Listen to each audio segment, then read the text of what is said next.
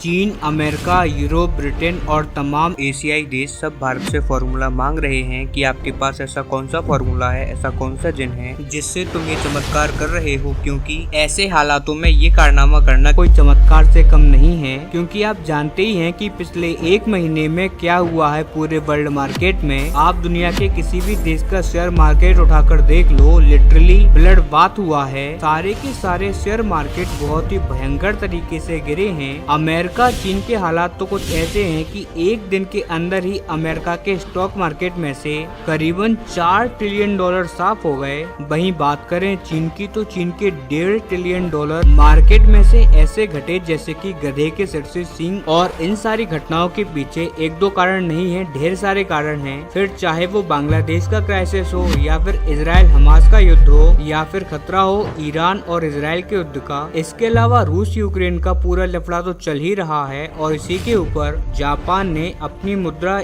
यान पर इंटरेस्ट लगाकर पूरा करेंसी क्राइसिस भी खड़ा कर दिया है। यानी कि देखा जाए तो पूरी दुनिया में इस टाइम पर हालात अच्छे नहीं हैं और यही कारण है कि दुनिया भर के स्टॉक मार्केट क्रैश कर रहे हैं। लेकिन उससे पहले दोस्तों, अगर अभी तक आपने इस चैनल को सब्सक्राइब नहीं किया है तो आपसे विनम्र निवेदन है कि आप इस चैनल को सब्सक्राइब कर वीडियो को लाइक करना ना भूलें। लेकिन भारत इन सब से इतना अछूता क्यों है? भारत इतना नुकसान क्यों नहीं झेल रहा जितना कि ये बड़े बड़े अमीर देश झेल रहे हैं? और इसका कारण है हमारा खजाना, जो हमारे लिए लिटरली इंश्योरेंस बन चुका है, साथ ही हमारा सुरक्षा कवच है। क्योंकि जब तक हमारा खजाना सुरक्षित और शक्तिशाली है तब तक दुनिया भर के निवेशकों को और दुनिया भर की कंपनियों को भरोसा है कि भारत की अर्थव्यवस्था कहीं नहीं जाने वाली। और यही कारण है कि हमको ज्यादा नुकसान नहीं हो रहा। और आज आप जानकर खुश होंगे कि आज हमारा ये खजाना इतने ज्यादा सॉलिड लेवल पर पहुंच चुका है जिसे देखकर दुनिया भर की आंखें फटी रह गई हैं। और यही कारण है कि सभी लोगों का कहना है कि भारत ये फॉर्मूला हमको भी बता दो, हमको भी दे दो, जिससे तुमने इतना सॉलिड पैसा कमा लिया, इतना सॉलिड पैसा बना लिया, वो भी इतने बदतर हालातों में। क्योंकि आप खुद समझिए कि कोरोना काल के बाद कितने सारे युद्ध हो चुके हैं, कितने सारे कॉन्फ्लिक्ट हुए हैं, कितने सारे क्राइसिस स्टार्ट हो चुके हैं। उन सब के बावजूद भारत का खजाना दिन दुगनी रात चौगनी रफ्तार से बढ़ रहा है। और इसका उदाहरण आप आपकी स्क्रीन पर देख सकते हैं। पिछले एक हफ्ते में भारत का खजाना फिर से लगभग $10 बिलियन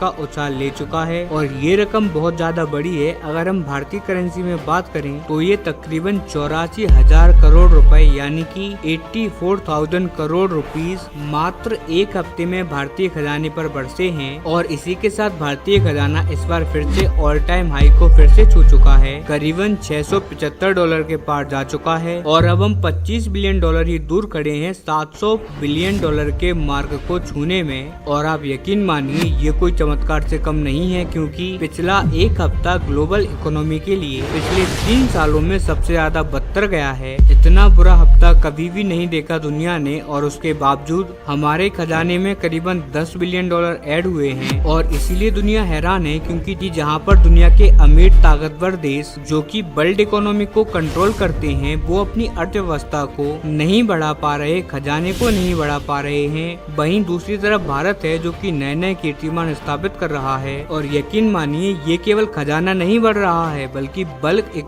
वर्ल्ड इकोनॉमी का कॉन्फिडेंस भी बढ़ रहा है भारत के ऊपर, भारतीय अर्थव्यवस्था के ऊपर। और इसका ह्यूज इम्पैक्ट होगा आगे आने वाले टाइम में। क्योंकि जब भी दुनिया की कोई भी कंपनी किसी दूसरे देश में फैक्ट्री सेटअप करने का या फिर किसी दूसरे